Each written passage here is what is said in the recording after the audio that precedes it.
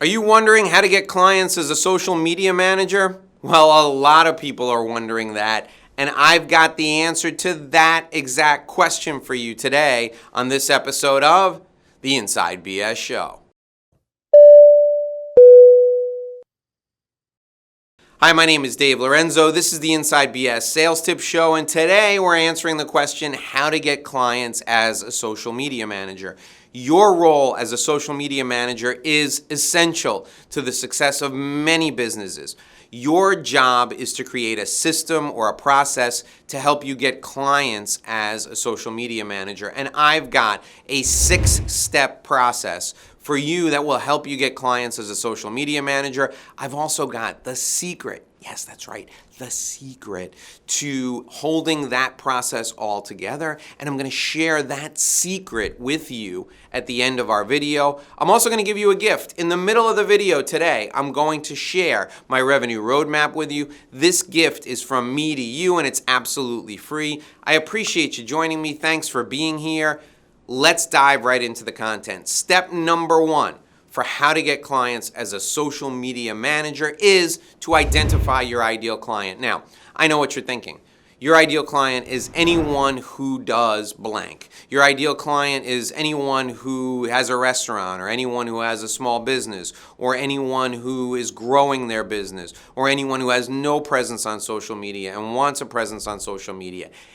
The thing I need to make sure I stress is when your marketing plan starts with targeting anyone, you're really targeting no one. So you can't target just anyone. You need to target a specific group, preferably a specific industry. So why do I want you to target a specific industry as a social media manager? Well, when you target a specific industry, you can become famous in that industry very, very quickly. You can develop a positive reputation. You can develop a solid brand. You can grow through referrals as well as through targeted thought leadership campaigns, speaking, writing articles, maybe even some targeted advertising. So focusing on who your ideal client is, what specific industry they're in, is critical. Now, I'm not telling you you should only work with people in one specific industry. No. For marketing purposes, you target your marketing at people in specific industries. So if you're targeting people in the restaurant industry, you have a marketing campaign specifically for them using my 6-step process. If you're targeting people in professional speaking, you're developing a marketing campaign specifically for them. If you're targeting people who are in the financial services industry, you're developing a marketing campaign specifically for them. You have multiple marketing campaigns for the different industries, all targeting specific people in those industries. Focusing on an ideal client is step 1. Developing marketing for specific people in specific industries is step 1. If you're ready for step 2, for how to get clients as a social media manager, you need to come with me right now. Now we're up to step 2 in this process. And step 2 is to go out and find those ideal clients in groups so that you can use leverage to connect with them en masse. Now, this is critically important because I know, because of your profession, you could easily focus on networking or on one-on-one marketing activities. That's not going to be as productive for you as going out and looking for groups of people who are your ideal clients. Now, you're thinking to yourself, okay, Dave, that's great. So use leverage, target these folks in groups, but how the hell am I going to find them? Here's the way that you can find these folks very easily. Go to your best client, the person who fits that ideal client profile, and say to him, Mr. Client, let me ask you a couple of questions. What groups or associations do you belong to? Let me ask you another question. What websites do you go to keep up with industry trends, to read the latest news for what's happening in your industry? And, if I asked you, hey, where would you go to find out what the latest best practices are in your profession? What website would you go to look all that stuff up? Third question, what trade journals do you subscribe to? Are there any publications that get mailed to you at the office or at your home?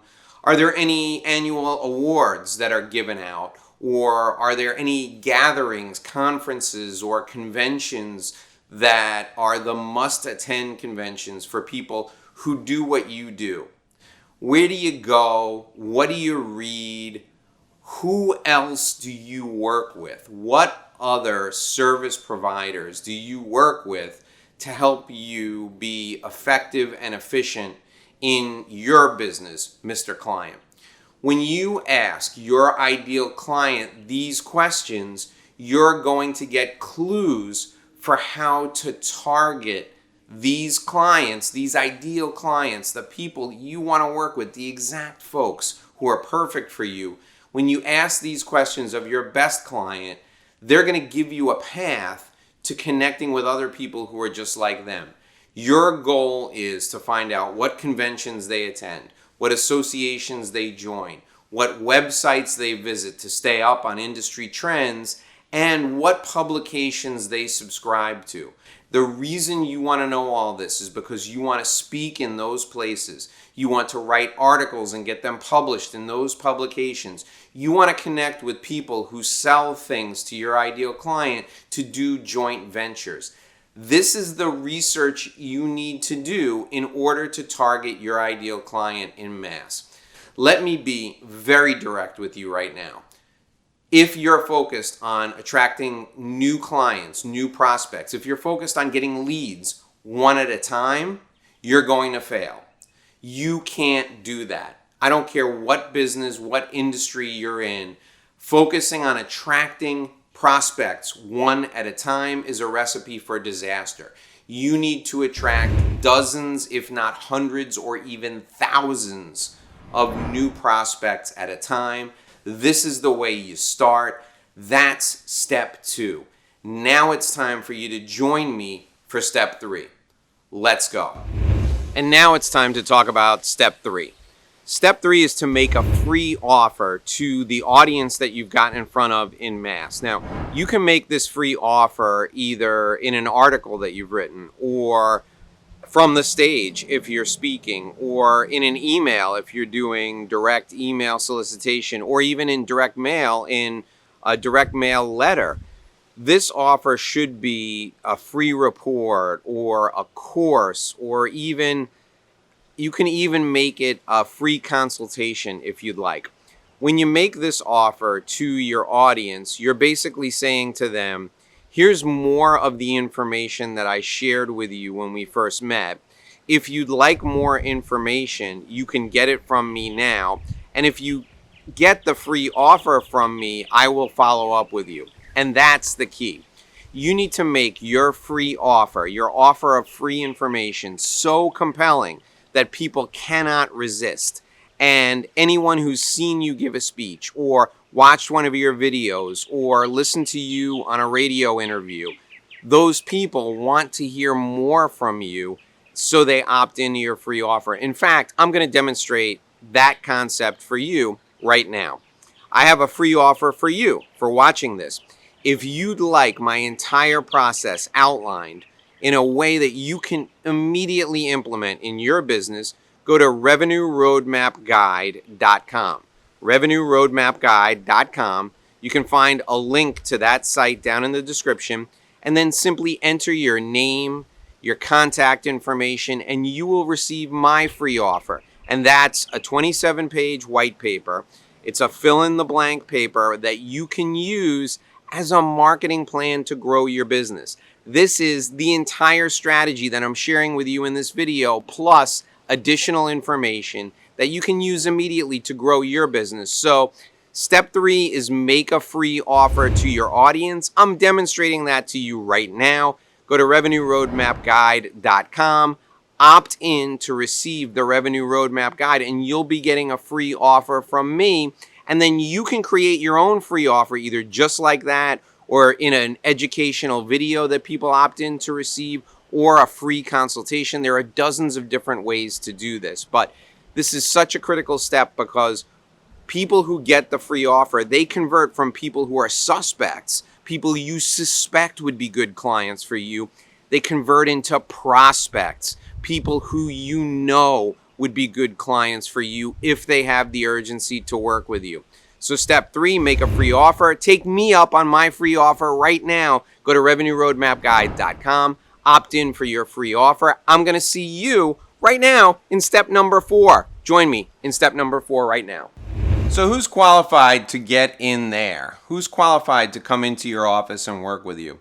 What do I mean by qualified? Well, that's the next step in our process. You see, before we bring people into the fold as clients, we want to make sure that they're going to be exactly like our best clients. And we must qualify them after they opt in to receive our free report and before we nurture them. So the qualifying step takes place before we even put these people into our system to follow up with them. We have to check in with them to see if they have the four things that are necessary for them to get in here to do business with us. What are those 4 things? Well, first, we have to make sure that the person that we're dealing with is actually a decision maker. What does that mean? We have to make sure the person has the financial authority to sign a contract. The person has the ability to commit their business, to commit their organization, or to commit themselves or their families to working with us.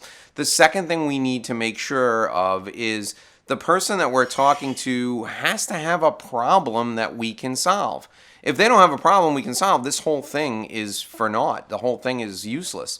The third thing we need to make sure of is that they are willing and able to take action right now.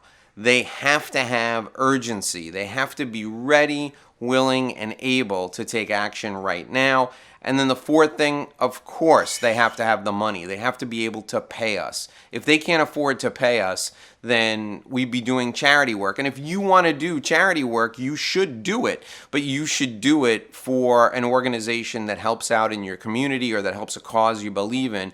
You work to make money to enable your lifestyle. You don't work to contribute to the betterment of people who should otherwise be paying you. So those 4 things are critically important. Now, oftentimes people will have 3 of the 4. They'll be a decision maker, they'll have a problem we can solve, and they'll have the ability to make a decision. They just don't have the urgency to get going with us right now. And what do we do with those people? Well, the people who are ready to get going right now, the people who can afford us, the people who have a problem we can solve, and the people who are the decision makers, those people are clients. We sign them up immediately. If they don't have the urgency, we follow up with them forever. We nurture them. And that's the next step in the process. So join me as we walk through that door to go to the next step in our process, which is the nurturing step that comes after the qualifying step. And now we're up to step 5 in the process. And step 5 is very simple. You need to communicate with the people who've given you their information, and you need to communicate with them frequently. For every month that you don't communicate with these folks, you lose 10% of your influence over them until eventually, in 10 months, they won't even remember who you are. They've opted in to receive something from you. They've opted in to receive something they perceive has a high value. Now it's your turn to connect with them on a regular basis. My approach is to email the people who opt in weekly. Why? Well, think about it this way. How often do you communicate with your best friend? How often do you communicate with the people who are most important to you in your life? If you communicated with them less often, would your relationship get stronger or would it get weaker? The reality is, frequency of communication builds trust. And what we're trying to do here is we're trying to build a relationship because your business, your practice, your company is going to be built on the foundation of relationships. Even in a setting where people say, oh, I do business in the business to business space. You're not doing business with a building. You're doing business with another person. And the essence of relationships is productive communication between the participants. You need to communicate with everyone who's given you their contact information as frequently as you can, minimum monthly, preferably weekly. That is step 5, and that's the nurturing process. That's step 5, where the nurturing process, and that's the part of this entire sales process that holds everything together. Now, I want you to join me whether or not these folks are ready, willing, and able to help us grow our business, to invest in our services. Join me right now. So now we're at the part of the process where it's time for you to invite people in and invite them to become a client. You've been nurturing them faithfully for weeks, week in and week out. You've given them the opportunity to really learn from you. You've educated them with some great new content. You've shared with them some testimonials, some stories of people who you've helped.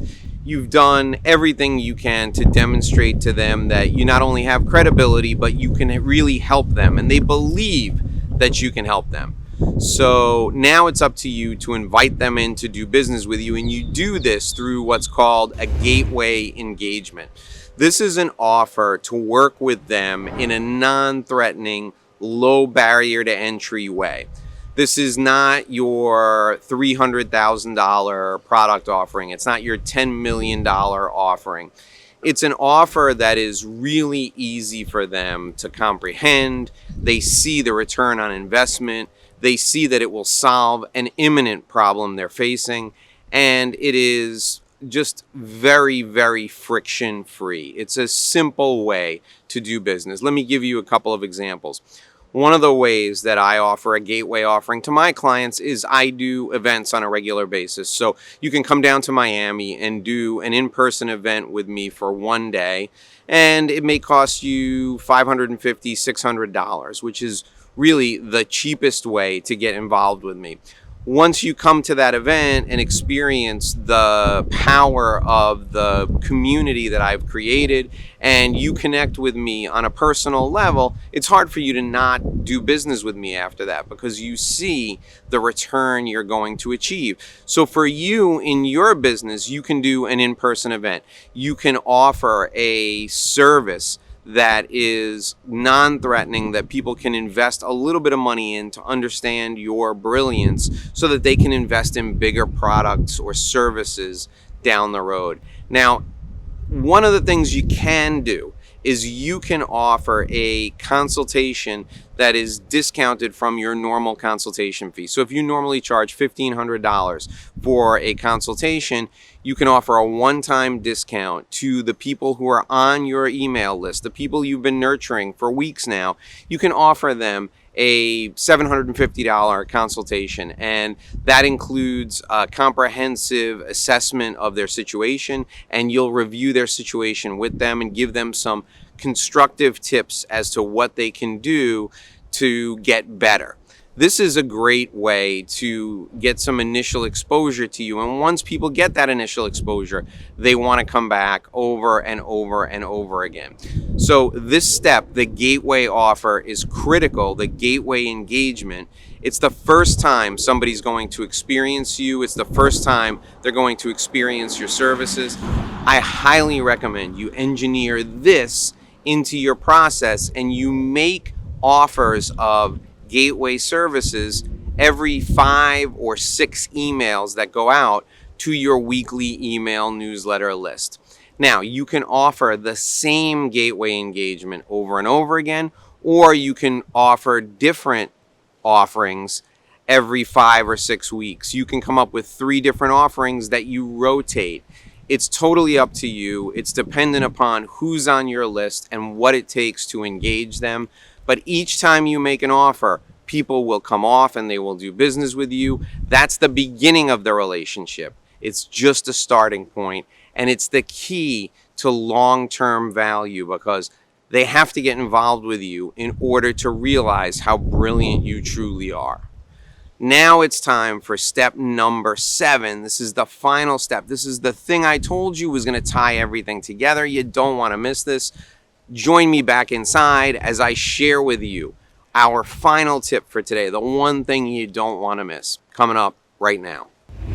Social media managers, this is how you get clients, and this is step number 7 for how to get clients as a social media manager. Here's the big secret, the thing you've been waiting for. Always think long term. Focus on relationships and not transactions. Relationships, not transactions. If you do that, these clients will stay with you for years and years and years, and that will help you make more money. You won't have to go find as many new clients if these clients stay with you. Relationships and not transactions. I want a relationship with you. I wish I could give you a big hug right now. Join me in the next video. Social media managers, join me in the next video to make more money. There's a video that's going to pop up right next to me right now. Watch that video right now. I'll see you over there in that video.